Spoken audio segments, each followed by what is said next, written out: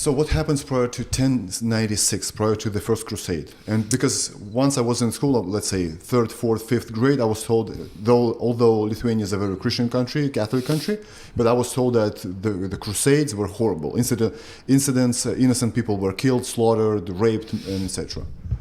Right. The country you come from, and Estonia and those sort of Baltic regions don't like the Crusades because they were Christianized in parts of those Crusades, including at the hands of the Teutonic Knights, a military order, a Catholic military order. So the original Crusades had nothing to do with that. It was against Islam. And the very first crusade, which was called in 1095, was completely against Muslims because they were persecuting and horrifically killing Christians and destroying churches.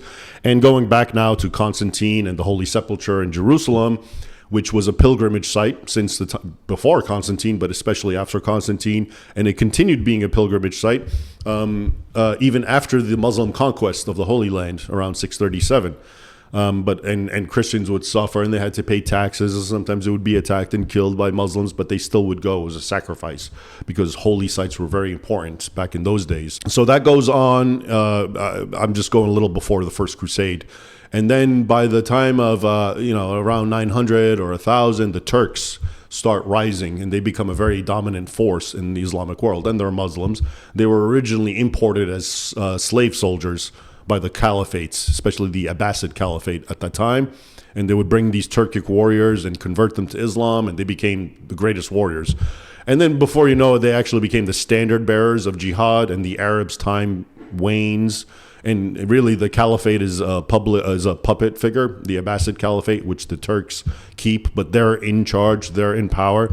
And under them, the first dynasty really is, well, not the first, but the more dominant one is the Seljuk Turks. And they start attacking Asia Minor and around the middle of the 11th century, 1050. And very horrific. The bloodshed is just mind-boggling as it's recorded in the sources, especially of Armenians, because Armenians are a large nation at this time in Asia Minor, but also as they go later, further in, against Greeks and so forth.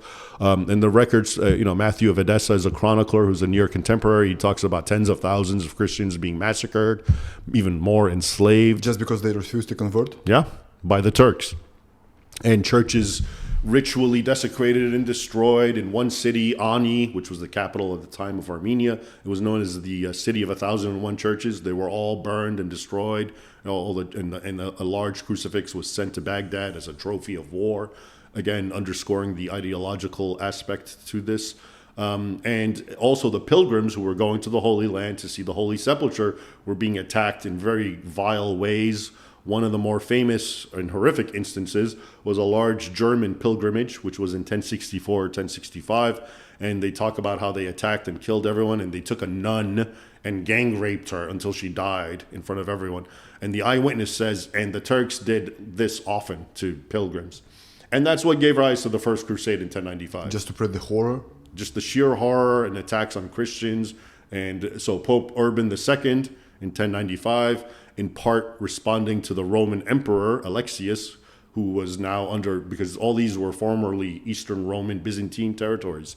So he asked for aid from the West, and he described what was happening. And that's exactly what Pope Urban and all the other preachers of the First Crusade were talking about, which is what was happening to Christians, what was happening to the Holy Land, what was happening to pilgrims. And that was the rise of the First Crusade. It was a noble venture. It was altruistic. It was about actually righting wrongs. They actually would quote the verse that, no greater love does a man have than to lay down his life for his fellow man. And that's what they were doing. And also in the context of, loving God and loving your fellow man. So loving your fellow man was going on a crusade to help Eastern Christians. Loving God was going to go and liberate the Holy Land. Because they were mocking. So in 1009, which is even way before 1095, one caliph, the Holy Sepulchre, the large, massive complex that Constantine built, he destroyed it. He completely destroyed it, plundered it, and he destroyed 30,000 other churches, according to Muslim sources. Most Western historians don't say this. They say 30,000. 30,000. And most Western historians will put the number 300 or 3,000, and they'll say, oh, that's a scribal error. The Muslims are wrong. But it's a Muslim. It's al-Makrizi. It's an Egyptian historian. So they were not just boasting. They No. were telling the truth. Yeah. And it's a reflection of how Christian that region was. Because before the Islamic conquest, even in 1009, that's only 400 years later, it was still a very, very heavily Christian region, Egypt and Greater Syria. So 30,000 churches and the Holy Sepulchre destroyed.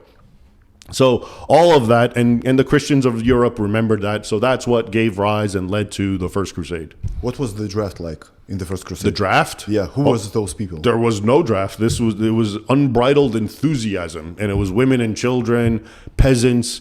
You couldn't stop them. They were so, and it's actually considered one of today's great mysteries, because there were calls to other crusades before that, including when that caliph destroyed the sepulchre and the 30,000 churches. That too provoked a lot of Christians in the West, but nothing came of it. But for some reason, when Pope Urban called for this one, it's known in history as one of the most massive campaigns, where it was hundreds of thousands of just peasants took off to the Holy Land. It was a pilgrimage. The Crusades were actually pilgrimages. So Christians wanted to do and should do pilgrimages to the Holy Land. And the Crusade was seen as an armed pilgrimage. So you're doing two things. You're going to go and you're going to fight the pagans and help Christians and liberate the Holy Land. And you're going to do the pilgrimage, which you should do. The people were really driven just by the actual events themselves. So we can say, yeah, there was a theological component that motivated them. There's no doubt about that. But at the same time, it was really trying to redress all these wrongs that I just described, because that comes out in the sources. That's what really they preached, Urban, Peter the Hermit, and all these other preachers. And that's what really drove the people to go on the crusade.